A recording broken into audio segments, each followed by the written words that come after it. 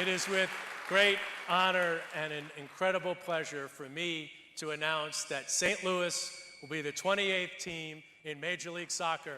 Congratulations.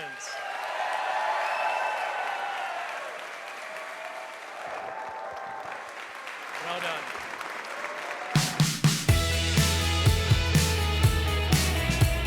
What is up, everybody, and welcome to a very special edition of This Week in MLS presented by Target here in St. Louis with like the OG St. The OG. Louisian. I'm not that old. Oh, yeah, come on. Wow. Come on, Taylor.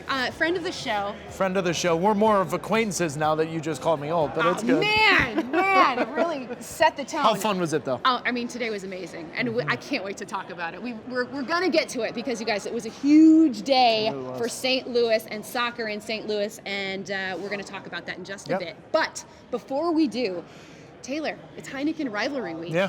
Do you I have love a hard time saying Rivalry Week, by the way? Yes, I do. Because so it does not roll off the tongue. But as long as you do it, I love scotch. And just loosen it a little bit, it's easy. It's very... That's why I'm the color guy, not the play-by-play guy. I don't say it's brutal. Because I love this week, but I've been dreading it all season because I'm like, I'm going to have to say it like a million times, and it's tough for me. So, Rivalry Week. Taylor, what are you looking forward to this year? Oh, man, this is an interesting one, Susannah. For us at ESPN, we love the Seattle Portlands, and this one's a little interesting because Seattle's kind of reeling at the moment, right? They're struggling. Portland's got that 10-game stretch where they're at home. They're playing at a high level. However, Atlanta just went to Portland and won that one. So how does that turn out? And that will be Friday night on our air after Orlando. LA versus LA, obviously that's a big one because LAFC, for whatever reason, they can take care of everyone else, but they can't deal with Zlatan in the Galaxy. That's an interesting one.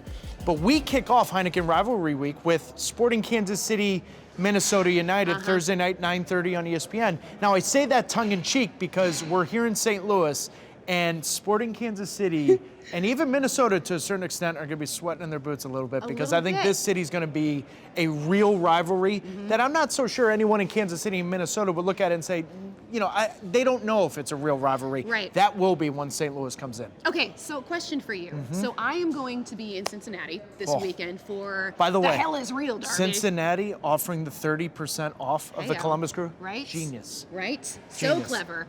So this is a new rivalry, right, in MLS, Yes. and it makes sense geographically. Both teams are in Ohio. And I have noticed, Taylor, that the MLS fan base, they get a little riled up about what they call these forced rivalries. Like, don't force these on us. NYCFC and the Red Bulls, LAFC and the LA Galaxy.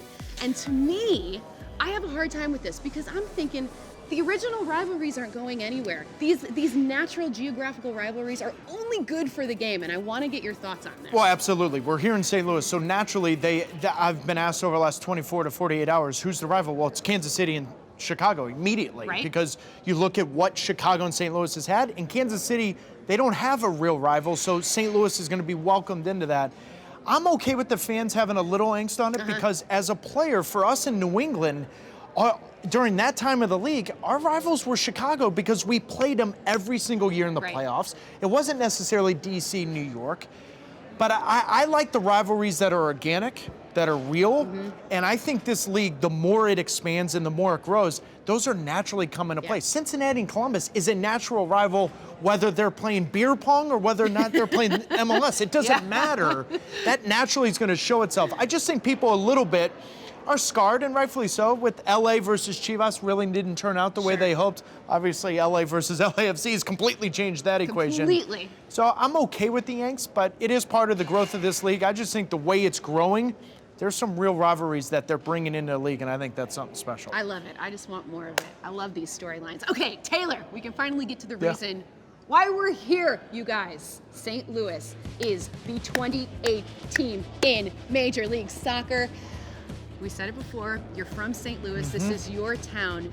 Knowing how badly they wanted this, how badly you wanted it, what does today mean? Oh, it's surreal, Susannah. It's the Blues won the Stanley Cup, and there's many people in this crowd that we thought we would never see that day, and yet here we are 2 months later. We're talking about St. Louis getting an MLS expansion franchise. There's very few cities in America that at the core, at the heartbeat, at the soul of the city, It's the sport of soccer. And there's been this discussion ever since the Rams left. Well, can St. Louis do three teams and 3 sports? Well, the answer is yes if that sport is soccer. And the answer is yes if the ownership group, the first family of St. Louis, so to speak, the Taylor family, along with the Kavanaugh family, come in. Susannah, it's surreal. I have to pinch myself. I'm gonna have to tell myself a week from now this is really happening. But when that opening game is in downtown St. Louis with the 22,000 seat stadium and the complex around it, this is going to be something special. I saw he was emceeing the announcement event. They didn't have a choice, by the way. It was like, it is me or nothing. And you could feel your excitement. But something else that made me so excited, the ownership group. Yeah.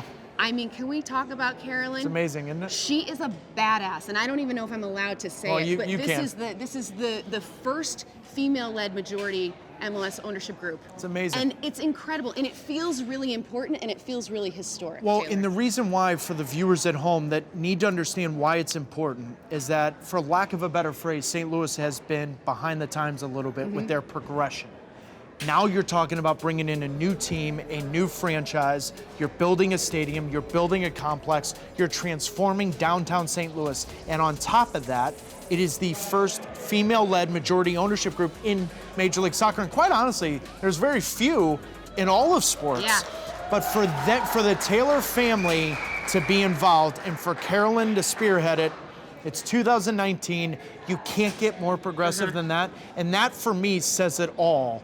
Because that's what this is about. As much as we love the sport of soccer in this city, we also want to transform downtown, and we want younger, more diverse people to come downtown. What a better way to do it. I mean, goosebumps. All right, and can I just say, ladies get it done. Yes, they do. Ladies get it done. Yes, they do. And I am. But they don't dress me. I dress myself. I am from Chicago, so I have this like innate sort of. You know, naturally we block. hate each other. I know, now. exactly. Okay, but this team is making me like St. Louis a whole lot, and that's a Just big, don't tell a anyone big in reason Chicago why. that. I know. It's like, oh God, I'm not gonna be able to show my face in this town ever again. Okay, so what's next? The announcement happens. What happens next for this team? What's most important? Well, they've got to get their ducks in a row and make sure the stadium and the complex is done and done the right way. And then they've got to start building from the ground up. And you've got to build a winner, because this city, on all levels, amateur, collegiate, whatever level it may be regarding the sport of soccer, they've won. And they're winners, and they've bred winners. They've got to make sure they're ready opening day, because the league now, compared to 3 years from now when it's in, dear Lord, Look at Atlanta. Look at LAFC. This is what happens. And look at the other one. Yeah. Look at Cincinnati. Yeah. Who knows what Nashville's going to look like? Yep. Austin has a better understanding because they've already been in the league. I'm not sure what the league's going to look like in 2022, but St. Louis better be ready. But you love it. And so I'm going to have us. I do. Let's hold this up. It's amazing. Look at that. Like, this is really Look at happening. that. This is happening. We This really is all did it. for you, buddy. Yeah, it's We all done for me. Did it. Taylor, thank you so much Thank you, dear. for filling in for good old Kalen Carr. He didn't want to make the trip to St. Louis. I really but didn't do that this good of a was job. fun. Kaylin, well done, dude. My bad. Happy for you. Guys, thank you so much for watching. Enjoy Heineken Rivalry Week. We'll see you soon.